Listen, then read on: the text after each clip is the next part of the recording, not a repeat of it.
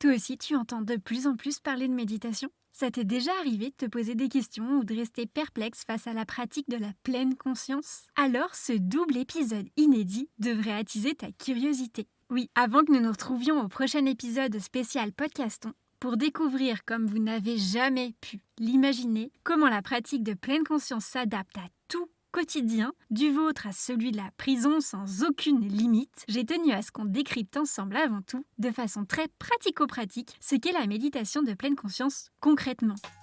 Et ça, autour de 3 légendes urbaines, mais aussi en testant par nous-mêmes la pratique avec mon invité du jour. Alors bienvenue sur cet épisode bonus. Double Cosmos. C'est le podcast qui décomplexe, démystifie, dédramatise le bien-être, tout simplement. Hello, je suis Aurélie, la créatrice de Double Cosmos. J'accompagne les entrepreneurs à arrêter de procrastiner sur leur bien-être grâce à l'Ayurveda, cette médecine millénaire et philosophie de vie indienne qui a transformé ma vie il y a 10 ans en partant vivre 1 an en Inde et qui m'aide au quotidien en tant qu'entrepreneuse depuis 5 ans. Entre les vidéos YouTube, 1 minute pour comprendre l'Ayurveda et ce podcast, je te partage tout ce qui peut t'aider à toi aussi être au top dans ta tête et dans ton corps et garder un équilibre entre ta vie pro et perso. Alors, prêt à booster ton bien-être? Alors bienvenue sur le podcast Double Cosmos. Hey! Un mardi sur 2 à 18h, on se retrouve pour la double interview Fast and Vast. Avec chaque invité, tu peux donc retrouver notre conversation non pas avec 1, mais 2 épisodes. Le premier, la Fast Interview, ou comment démystifier bien-être en discoupe en 10 minutes. Et le second, la Vast Interview, ou comment s'inspirer des success stories ordinaires d'experts bien-être entre réussite, galère et conseils d'experts. De quoi nous décomplexer et montrer que le bien-être, y a rien de plus accessible. Et entre 2 interviews invitées, retrouve les épisodes solo, où on décortique ensemble tout ce que l'Ayurveda a à nous apprendre pour booster notre bien-être au quotidien. Bienvenue dans ce double épisode inédit de Double Cosmos. À l'occasion du Podcaston, ce superbe événement caritatif, version Téléthon dans le monde du podcast, j'ai souhaité donner la parole à Éric Salin, président de l'association Mindfulness Solidaire, qui dispense des programmes d'intelligence émotionnelle fondés sur la pratique de la pleine conscience et de la méditation auprès de personnes qui en sont très éloignées, autant dans les prisons que dans les centres d'hébergement d'urgence. Avant que nous nous retrouvions au prochain épisode spécial Podcaston pour voir comment la pleine conscience peut vraiment avoir un impact dans la vie de tout un chacun, j'ai tenu à ce qu'on décrypte ensemble avant tout dans ce premier épisode bonus ce qu'est la méditation de pleine conscience avec mon invité du jour. À la fois moine zen, sophrologue et auteur, après avoir travaillé 15 ans dans la publicité et l'édition et 17 ans en cuisine, mon invité expert bien-être est aujourd'hui instructeur de méditation laïque. L'occasion pour nous de démystifier avec lui la pratique de la pleine conscience et de la méditation. Pour découvrir son parcours inspirant, assez atypique et riche en rebondissements, mais surtout son engagement auprès de l'association Mindfulness Solidaire, on se retrouve prochainement sur l'épisode 17. Mais en attendant, laissons place aux 3 légendes urbaines auxquelles on a tous pensé au moins un jour et rendez-vous pour une petite séance de pleine conscience un peu spéciale pour tester concrètement ce que ça donne. Allez, let's go! Bonjour Eric! Bonjour Ali. Tu nous invites aujourd'hui à tester avec toi une pratique un peu spéciale, c'est ça? Oui, tout à fait. J'avais envie de partager avec vous une pratique de méditation qui est une pratique de base, une pratique qui est très ancienne et qu'on retrouve notamment dans le yoga nidra. C'est aussi une pratique qu'on peut retrouver dans la sophrologie, c'est donc celle du scan corporel.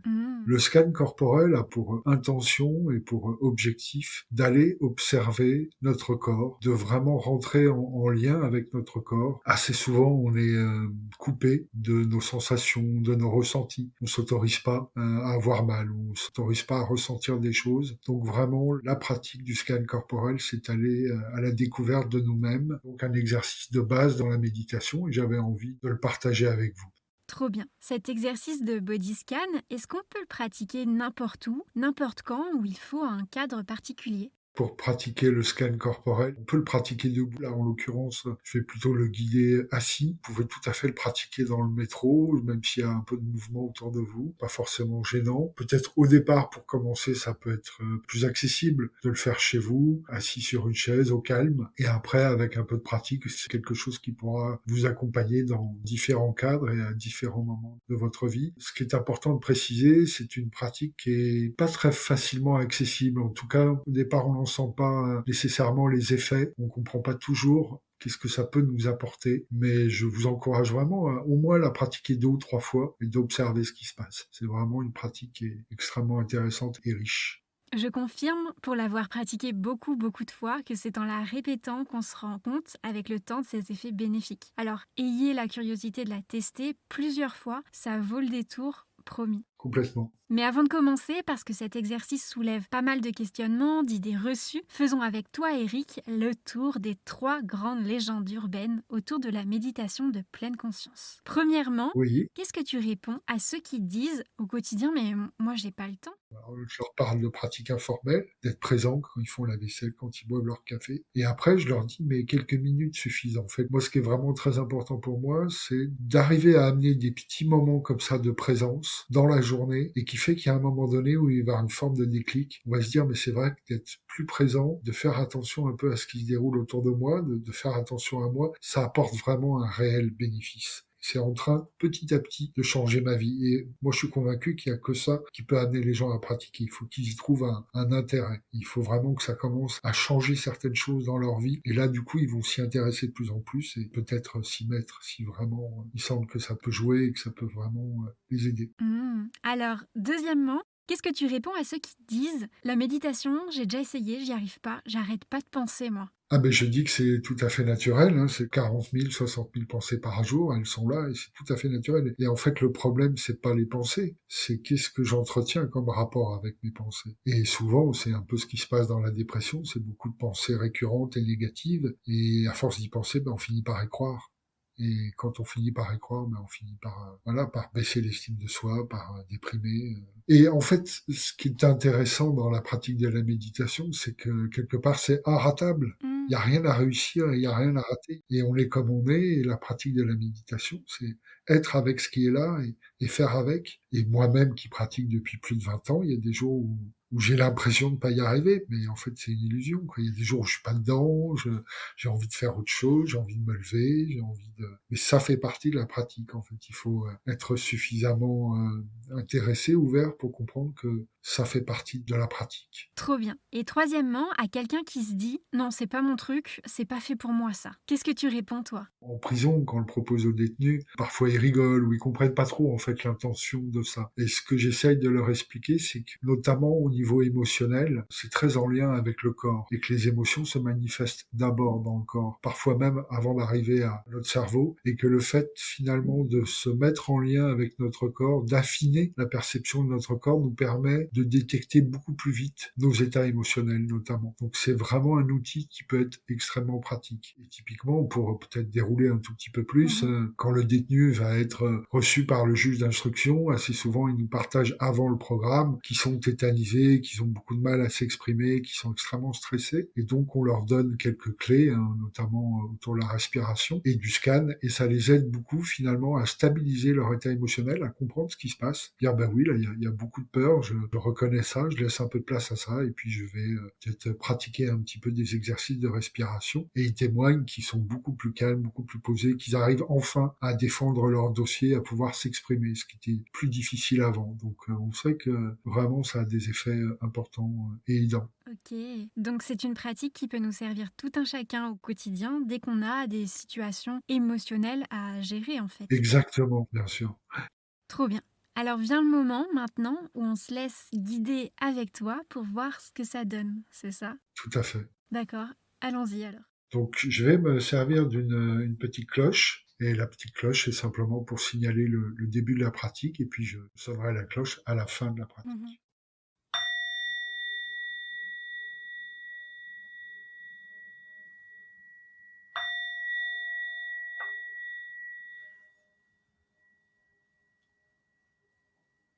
Donc pour commencer, on va adopter une posture.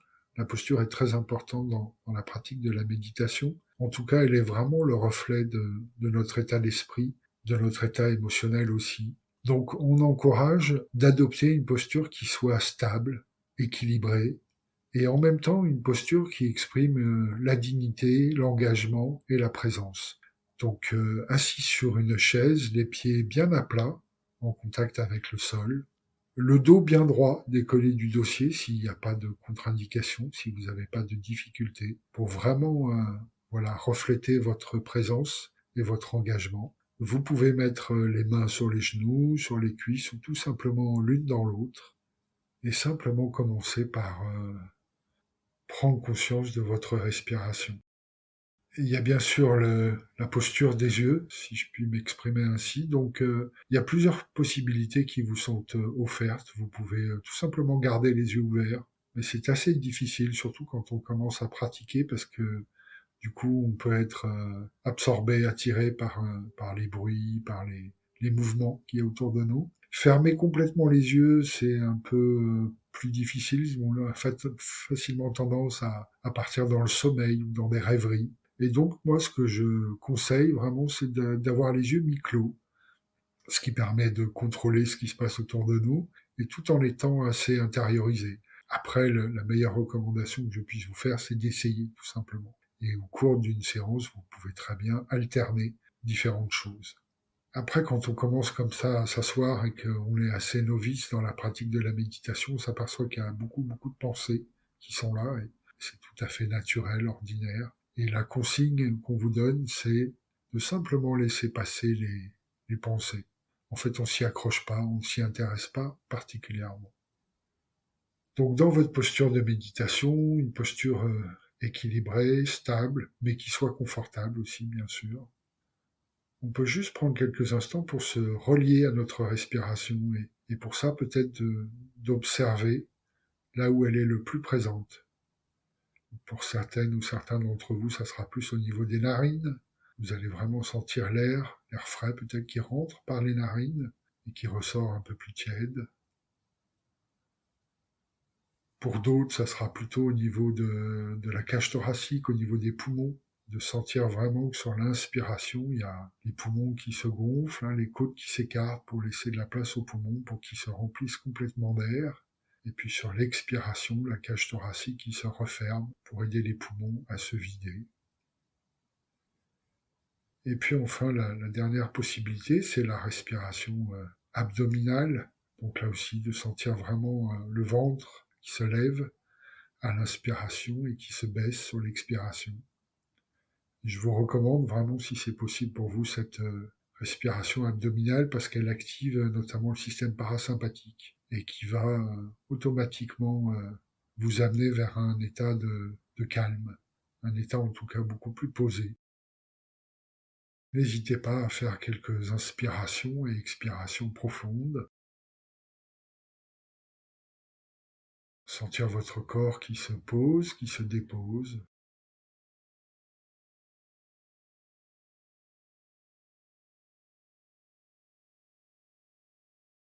Sentir l'air qui entre et qui sort de votre corps.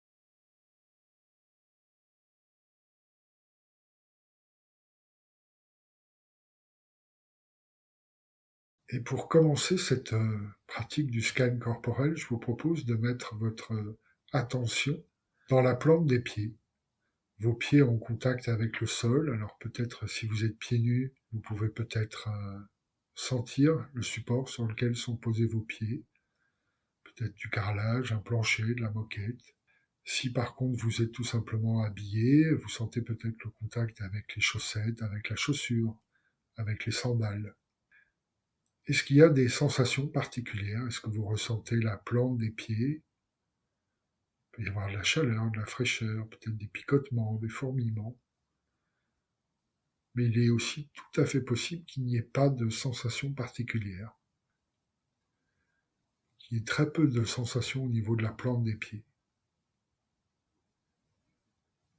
Et c'est pas un problème, c'est simplement comme ça, là maintenant.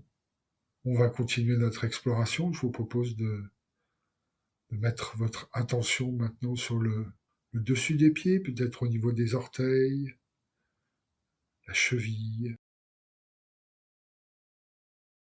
remonter au niveau du mollet gauche, du mollet droit.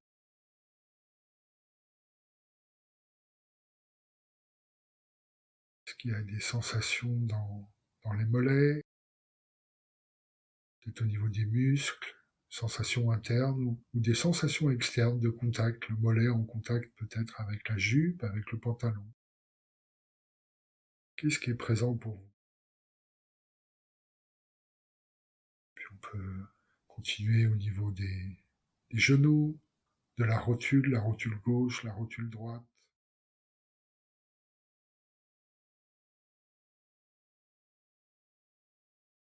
La pliure du genou gauche, du genou droit. On remonte au niveau des cuisses, les muscles profonds des cuisses. Il peut y avoir des sensations au niveau de la peau, là encore, de contact, ou tout simplement des sensations internes.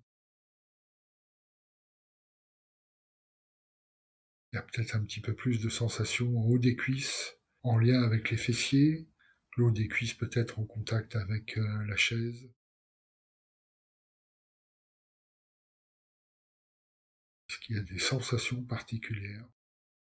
Il n'y a vraiment rien à fabriquer ou à forcer. On essaie simplement de se mettre en lien avec notre corps et d'observer. Est-ce que mon corps m'envoie des informations, des sensations? Ou alors pas particulièrement, ça dépend vraiment des zones de notre corps et ça dépend aussi du moment. On arrive au niveau du bassin,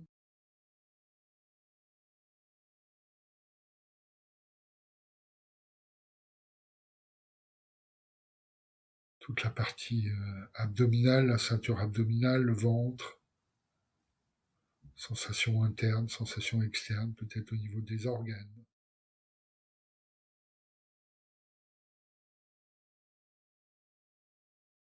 Puis on va remonter doucement vers le thorax. Il y a peut-être un petit peu plus de sensations au niveau des poumons. Est-ce que vous percevez les poumons qui se gonflent, qui se dégonflent? Est-ce que vous percevez la cage thoracique qui s'écarte et qui se rétracte? Vous sentez peut-être les battements du cœur, peut-être même la circulation sanguine. Là, de nouveau, il y a peut-être des sensations de contact de votre peau avec le vêtement.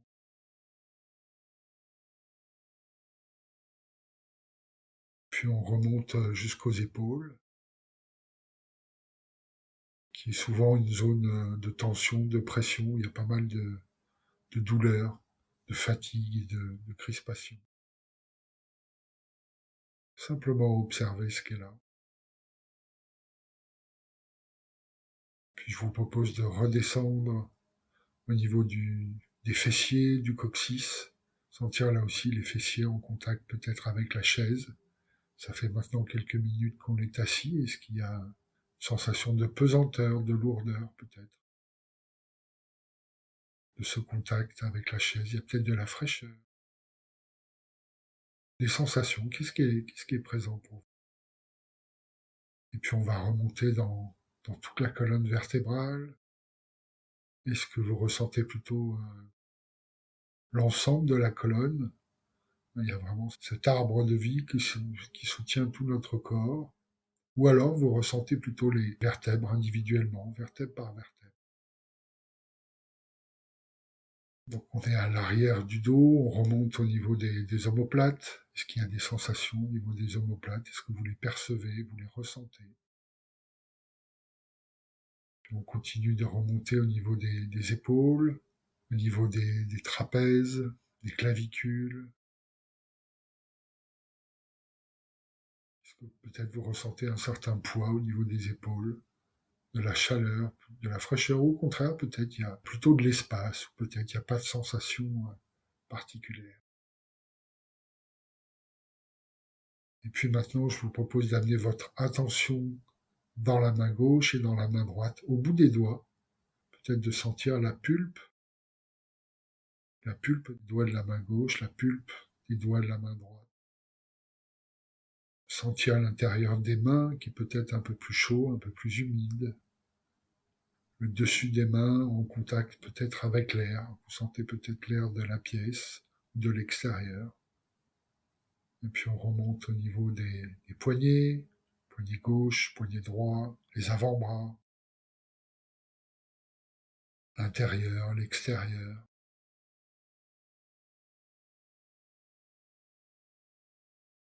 On arrive au niveau des coudes, le coude gauche, le coude droit, peut-être la peau qui est un peu plus un peu plus rêche, un peu plus sec à l'extérieur, et puis l'intérieur des coudes qui est plutôt peut-être un peu plus doux, un peu plus humide. Et puis on poursuit le bras gauche, le bras droit, et de nouveau on arrive aux épaules.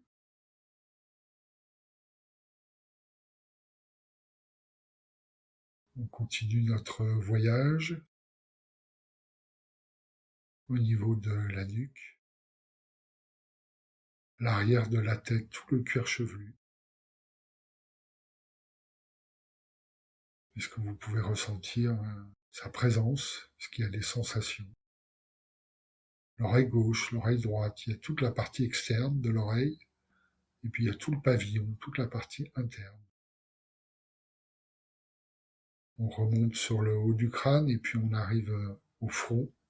Et le visage est intéressant parce qu'il reflète, il exprime beaucoup de nos états émotionnels. Et on peut par exemple observer si notre front est crispé, plissé, tendu.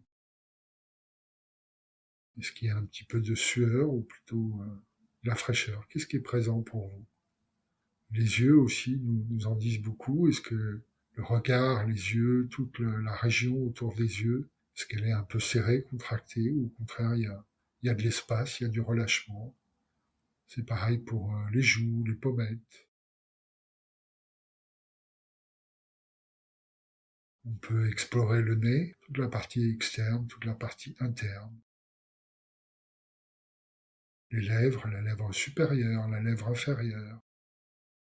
Là aussi, est-ce qu'il y a une crispation, une tension, ou plutôt du relâchement et de l'espace? L'intérieur de la bouche, bien sûr, la langue, le palais, les dents. Est-ce que j'ai la bouche un peu sèche, ou au contraire c'est plutôt humide, frais? Simplement observer ce qui est là. On continue au niveau du menton.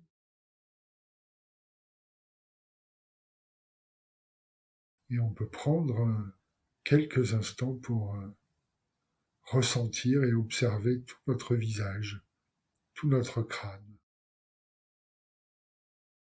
Peut-être même on pourrait observer la boîte crânienne, essayer de ressentir le cerveau. Est-ce qu'il y a des sensations internes au niveau de la boîte crânienne, au niveau de la gorge?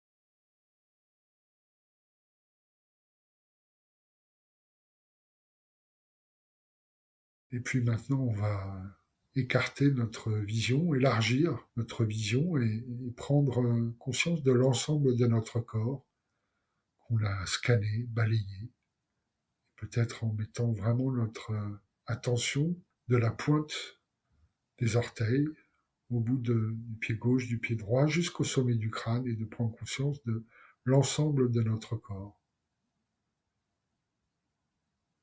De se mettre en lien avec lui, de se mettre à son écoute, et de ressentir, d'observer ce qu'il nous dit, ce qu'il nous raconte. Peut-être que notre corps reflète un état émotionnel qui est très présent pour nous. Il peut y avoir de l'énervement, de la fatigue, de la lassitude. Ça peut être aussi de l'excitation, de la joie, de l'enthousiasme. Qu'est-ce que reflète votre corps? Qu'est-ce que votre corps vous dit? Là, maintenant.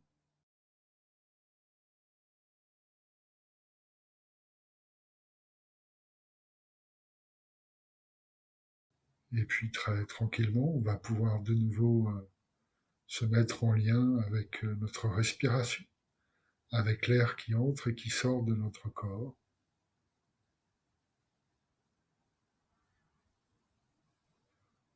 On va peut-être commencer par bouger les orteils, bouger les doigts, peut-être faire des petits mouvements. On peut commencer à bâiller, à s'étirer, à faire les mouvements qui nous sont utiles et agréables.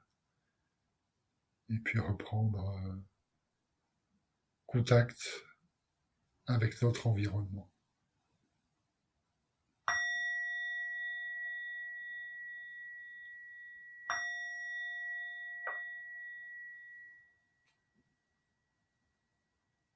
Voilà, une petite pratique du scan corporel qu'on a l'habitude de proposer, voilà, que ce soit aux travailleurs sociaux, aux détenus, au personnel soignant. Et en général, au cours du programme, on essaye de le proposer au moins 2 ou 3 fois parce que c'est une pratique qui n'est pas forcément accessible du premier coup, qui nécessite en tout cas d'être expérimentée plusieurs fois. Trop bien. Merci Eric pour cette méditation guidée très douce. Avec plaisir. À nous maintenant de nous replonger dedans prochainement, dès qu'on ressent l'envie de la pratiquer de nouveau. N'hésitez pas à réécouter plusieurs fois cet épisode du scan corporel pour voir ses effets se concrétiser au bout de plusieurs pratiques.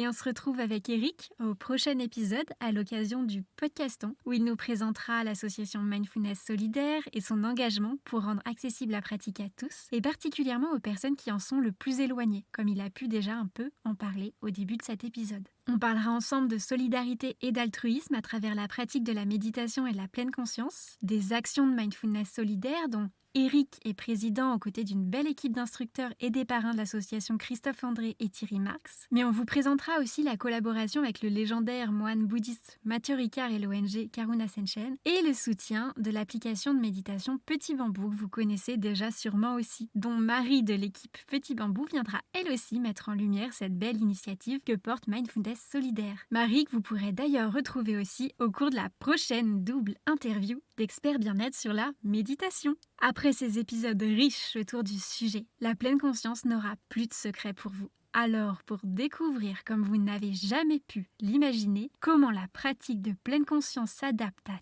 tout quotidien, du vôtre à celui de la prison sans aucune limite, rendez-vous sur l'épisode 17 du podcast. À très vite. Hey! L'épisode touche à sa fin. Si tu as aimé cet épisode, dis-le moi en commentaire ou avec 5 étoiles sur Apple Podcasts ou Spotify. C'est le meilleur moyen de le faire connaître. Et si tu veux m'aider, partage cet épisode à 2-3 personnes autour de toi. Moi, ça m'aide énormément et peut-être que les épisodes les aideront aussi. Merci à tous pour votre écoute et rendez-vous un mardi sur 2 à 18h avec d'autres invités experts bien-être.